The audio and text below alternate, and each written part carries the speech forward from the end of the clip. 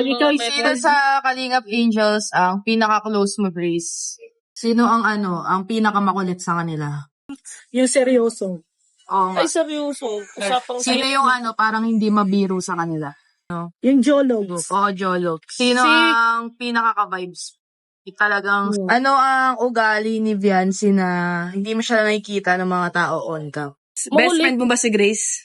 Ano na ako niyan? Si Grace. Sino ba sa K-Boys ang pinaka-lagi mo dinidisiplina bukod kay J. Brad? Eto, Grace. Sino sa mga may love team, yung pinakatingin mo na leading man na hindi nagbago, yung talagang humble pa din kahit gaano nakadami yung sponsors or... So yun na guys, good morning, good afternoon, and good evening po muli sa inyo lahat. Ito muli ang inyong lingkod, Batang LU.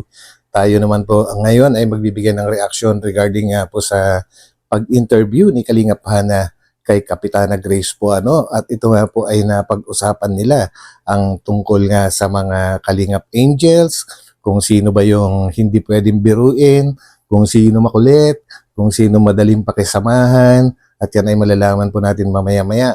And kasama na rin guys ang K-Boys na natanong po ni Kalingap Hana kung ito ba si Kapitana Grace ay dinidisiplina ang K-Boys, at yan po ay may nasagot din si Kalingap si Kapitana Grace guys, and pati na rin guys tungkol sa mga love team, leading man po, mga leading man, kung sino po yung hindi nagbabago mula umpisa. At yan po ang ating matutunghayan ngayon. Kaya samahan po ninyo ko hanggang dulo guys. So bago tayo tumuloy, syempre huwag nating kalimutan magtamsak po. At sa mga hindi pa nakakapag-subscribe, papindot na rin po yung subscribe button. And tuloy-tuloy lang po nating suportahan ang buong Team Kalingap.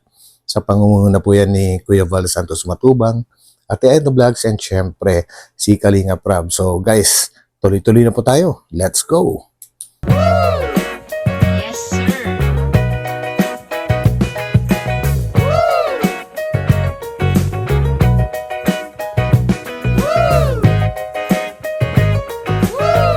Pag ikaw Sino sa Kalingap Angels ang pinaka-close mo, Grace?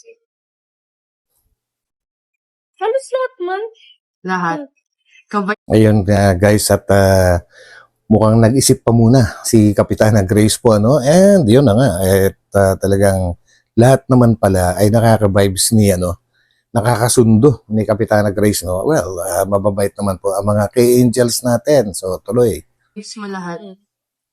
Sino ang ang pinaka-makulit sa kanila? Alam ko yan. Sino pag magkakasama kami? Si Marian. Si Yes. Marian, si...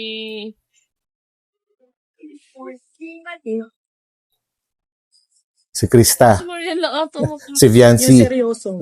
Oo nga. So yun na nga guys, ang pinakamakulit talaga. Sa totoo lang ever since naman po, nung mapasok sa Kalingap Angels, itong si Marian ay talagang, siya, yung makulit na may sense. Kumbaga magaling siya mag-entertain sa mga kasamahan niya na ibang K-Angels. So yan guys, Seryoso. Usapang seryoso si Carla. Ayun. Carla. So yun, hindi pa rin talaga nagbabago guys si Carla. Ever since talaga pong seryoso siya. And yun nga din ang nagustuhan ng napakaraming supporters niya po, and hindi lang supporters kundi yung mga, sabihin na natin mga mga nagbibigay ng tulong kagaya ng mga sponsors. Yan po ang talaga nagustuhan po nila. Sino yung parang hindi mabiro sa kanila? Uy, hindi mabiro. Si Joy, nakakakulitan mo namin sa biro at si daw mabiro, si hindi mabiro. Wala naman. Parang wala lang. Lahat na. Ayun, akala ko'y si Joy yung talaga sasabihin, pero nakakakulitan din pala niya. So ibig sabihin, wala talaga sa mga Kalingap Angels ang hindi pwedeng biruin. Kumbaga lahat sila ay game na makipagbiruan kay Kapitana Grace. Yun. Yung Jologs. Oo, Jolo. Jologs. Si Joy. Wait. Speaking of geologs guys, no? Kahit ulitin po ninyo, ako actually inulit-ulit ko yung yung tanong ni Kalingap Hana. Yun talaga yung naririnig ko, yung salitang geologs. And actually guys, ayoko bagitin kung ano yung pagkakaintindi ko sa salitang geologs kasi para sa akin, hindi siya okay, no? Hindi siya okay. And pa-comment na rin po, guys. Tulungan niyo ako dito kung anong meaning ng geologs sa inyo po, yung galing sa inyo kasi sa akin, ang geologs po is medyo negative siya. At ang nasabi nga po nila ay si Joy daw, geologs.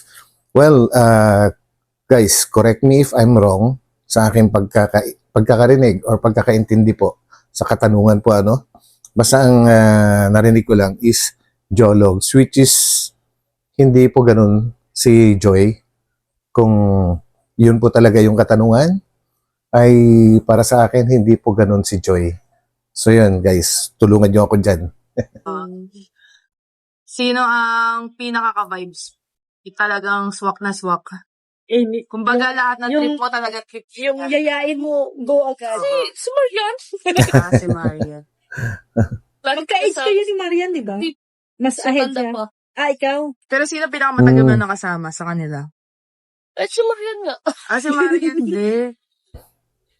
Actually, si Marian nga siguro pinakamatagal na kasama ni Kapitana Grace, no? Kasi mula nung nag-start ang Kalingap Angels, guys, hindi pa naman umi-eksena talaga si Kapitana Grace. Kumbaga, nasa kaligitnaan na siguro ng mga programang K-Angels bago siya sumama kay Kalingap Rab. Yun. Kaya si Marian, hindi na niya inubutan yung pag-umpisa ng nag-umpisa mismo na yung Rochelle, yung Danjoy, yung Edsy, at saka Jomcar. Hindi po niya inabutan yon yung pinaka-umpisa. Pero si Grace, kilala naman natin kung sino si Grace, no? Hindi lang siya dating kasama pa. Yan. Pero si Bianca. Siguro nagpabago. Ano ang Ayun, pati pala, ni Vian? pati pala si Bianci, guys, ay madaling pakisamahan. Na hindi mo siya nakikita ng mga tao on cam. Makulit. We? Kasi sa camera, si Vianci na parang Seryoso. Nang naya.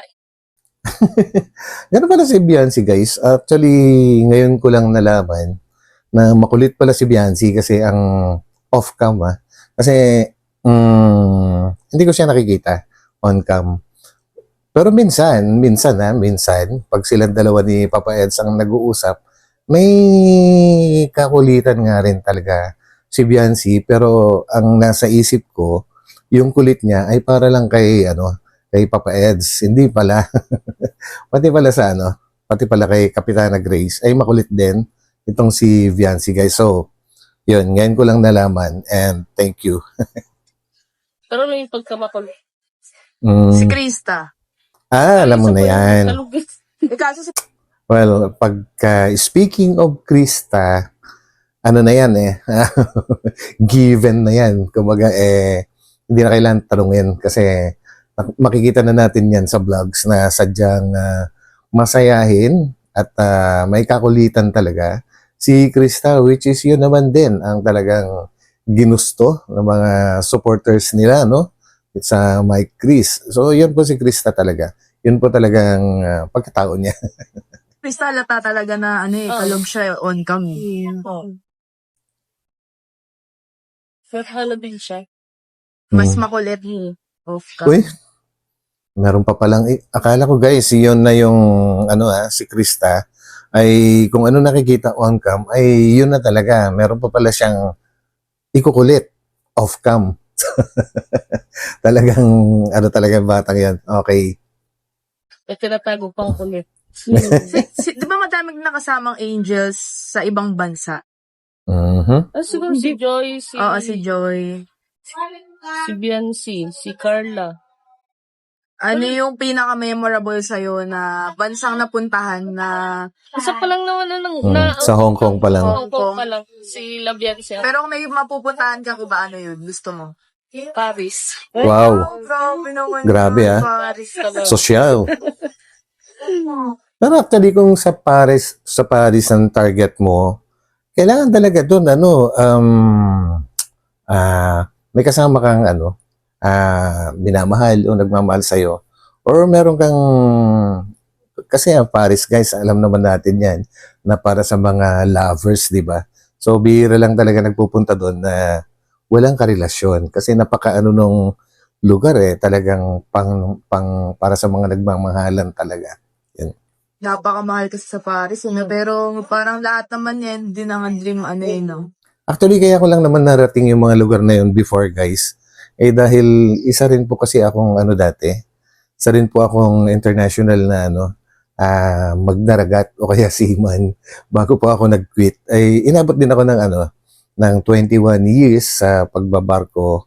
And yun, licensed engineer din po ako. Bali, yun ang naging katungkulan dati sa pagbabarko. And hindi man nagamit minsan yung license, at least lisensyado, di ba? Tapos yung tower, Gusto kaya USA.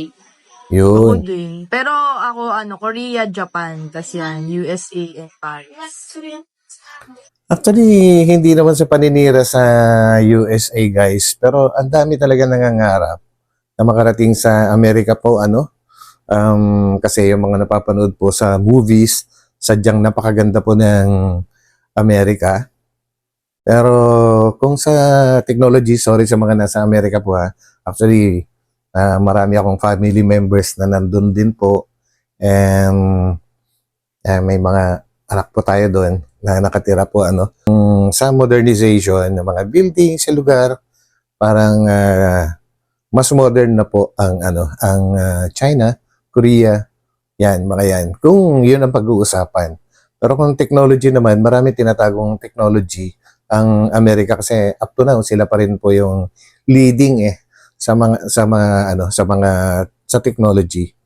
And sa mga lang siguro, sa mga buildings yan, medyo naluluma na yung kanilang mga transportation tungkol sa yung mga underground train, mga ganyan po.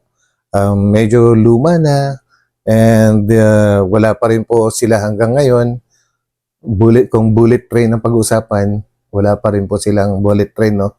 Whereas dito sa Asia, marami na pong mga may ganon.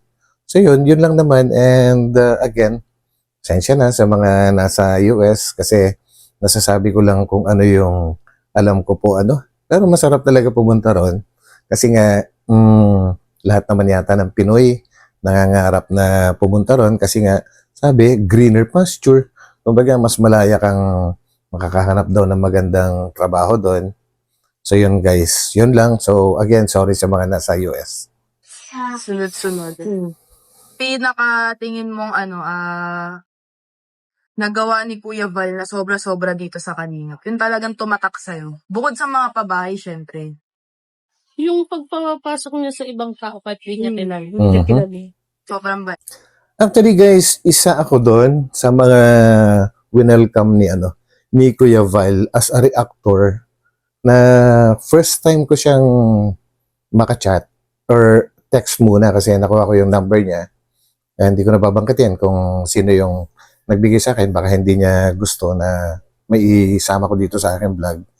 And yun, tinext ko siya. And then, actually at that time, that was 3 years ago. So, ibig sabihin, 3 taon na rin pala ako dito na reactor sa Kalingap, sinabi ko kay Kuya Val yung aking intention na gusto ko sanang mag-join sa reactor. Pero sinabi ko rin sa kanya na wala akong experience. Wala akong experience, guys, na gumawa ng mga reactions. And alam nyo, ang bilis sumagot.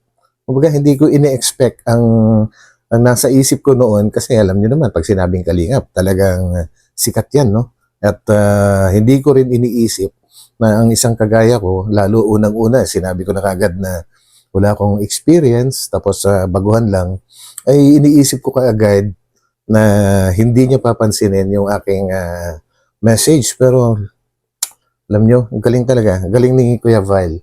Kumbaga, winelcome niya ako ng buong buo, guys. Grabe, ang tuwa ko.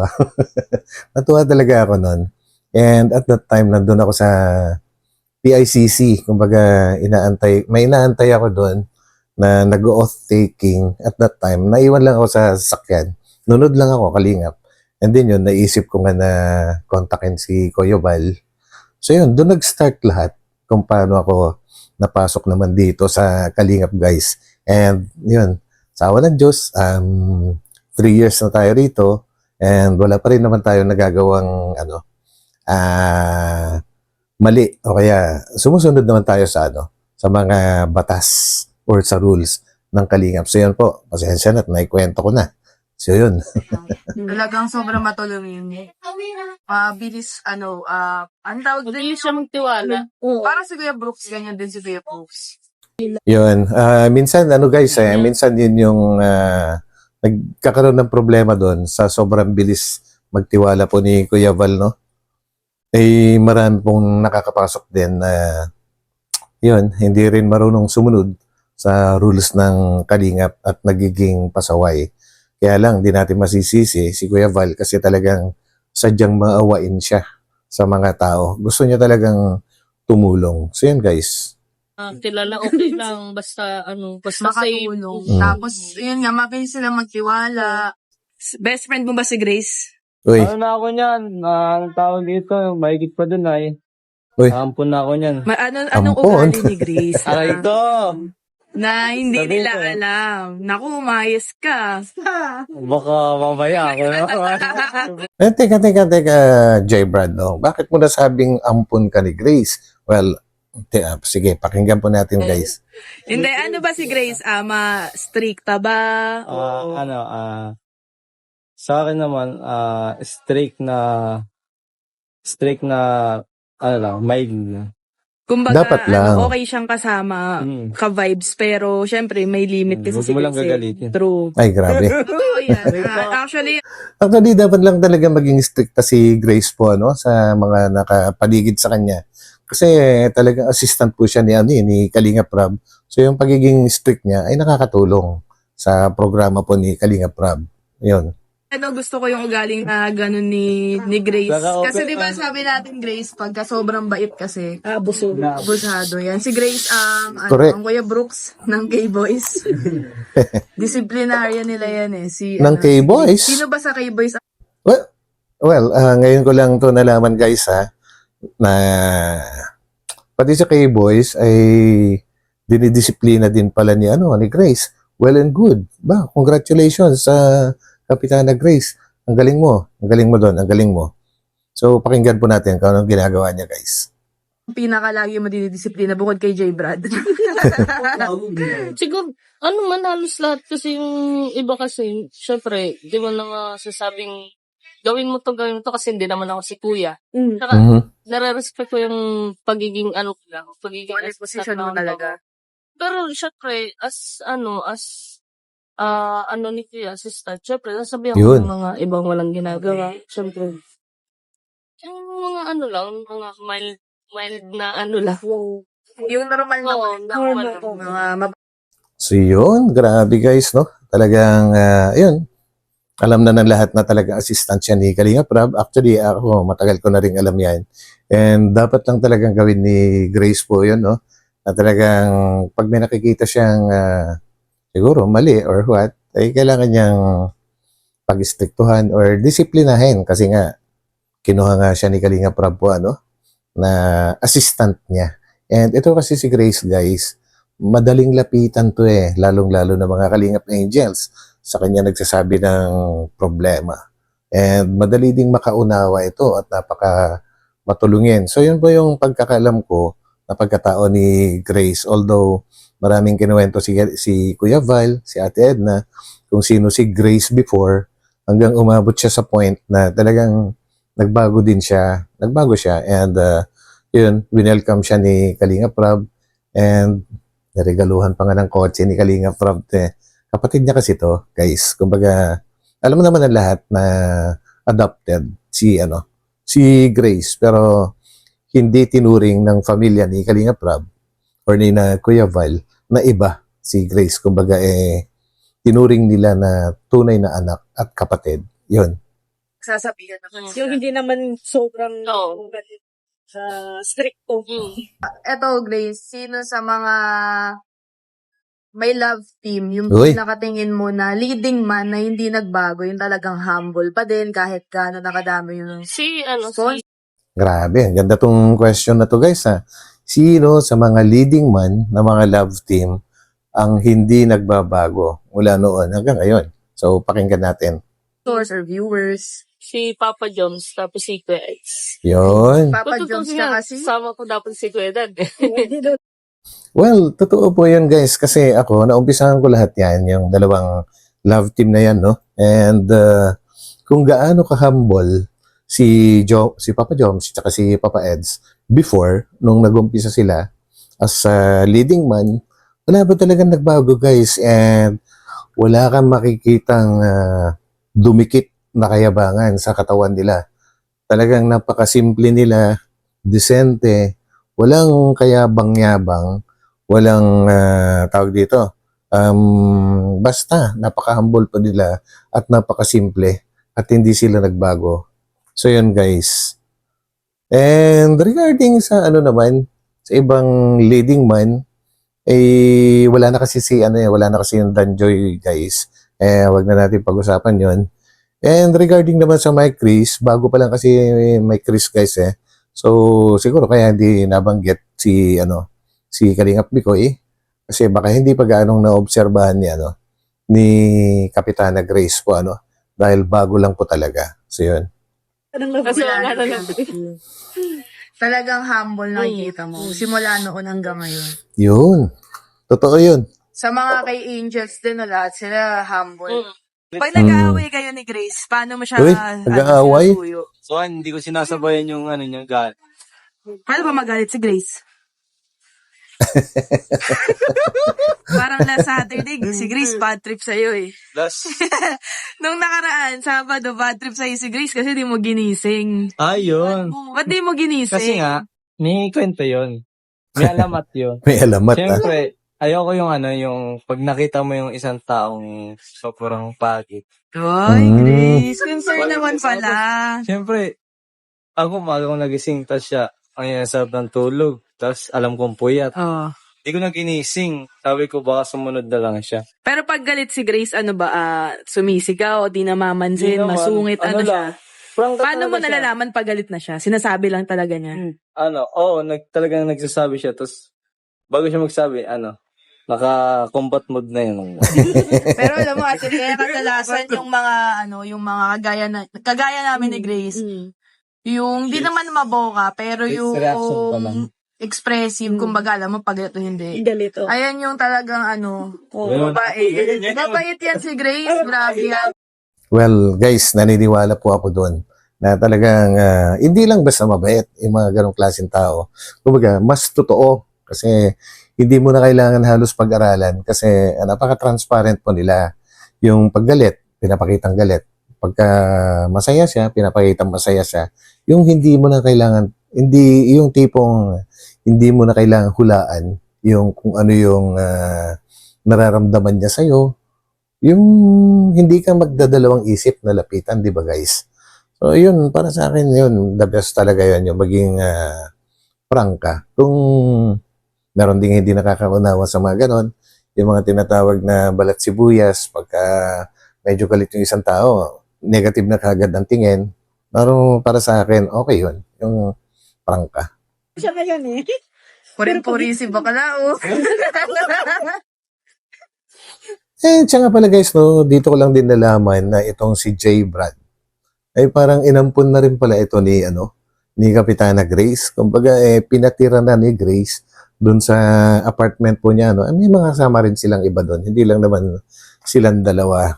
So, lahat din ng mga ibang expenses pagdating sa loob ng apartment ay inaako na ni Kapitana Grace. Dahil guys, itong si J. Brad po kasi, isang estudyante po ito. And hindi naman ganun kaano yung buhay niya, hindi ganun kaaluan po Siguro naawa si Grace sa kanya. Dati kasi yan, binigyan naman siya ng work ni Kalingap Rab sa coffee shop po And bukod naman sa work niya doon sa coffee shop, syempre malaya siya na kasama siya sa K-Boys. Kumbaga, malaking advantage yun. Bilang isang K-Boys, nakakapag-vlog ka ng advance sa lahat. Kasi nakikita mo kung ano yung mga nangyayari, nandun ka eh. So, malaking advantage po yun. And isa pang malaking advantage pag nakasama ka sa K-Boys is yung exposure. Kumbaga, nakakasama mo si Kalingap Rob, madali kang makilala ng mga, yung mga viewers or mga netizens. So, nasasayo na lang yun kung paano mo ayusin kung yung mga vlogs mo. Yun lang ang advantage po nila, guys.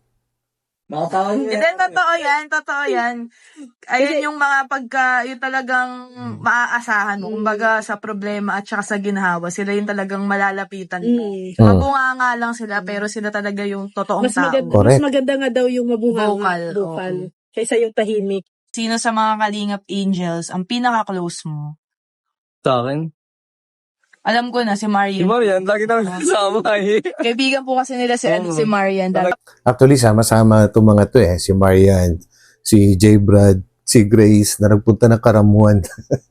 Kumbaga, nag-trip sila lang. Bukod kay Marian, yung, syempre off-cam, nakakikita mo naman, tsaka nakakasama mo yung mga Kalingap Angels. Eh. Sino yung pinaka, parang ka-vibes mo din?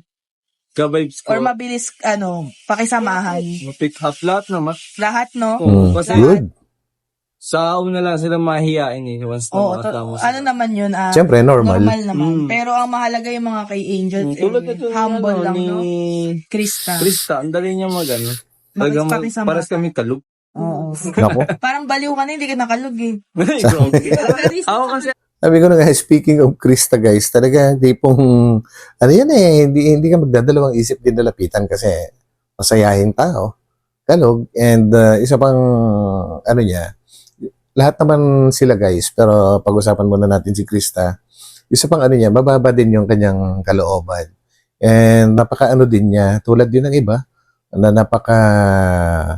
lagi siyang guys, lagi siyang nagpapasalamat sa lahat po ng mga blessings na natatanggap niya. At sabi nga ni Kalingap Rob, hindi natatapos. Kumbaga, halos hindi matapos-tapos yung kanyang pagpapasalamat. Kumbaga, paulit-ulit niyang binabanggit yung pagpapasalamat niya. Kumbaga, sobra-sobra yung pagiging grateful niya. So, yun daw si Krista, guys. sa totoo lang talaga, bully na ako. Ako binubuli pag natutulog ako. Nagtitiktok sila.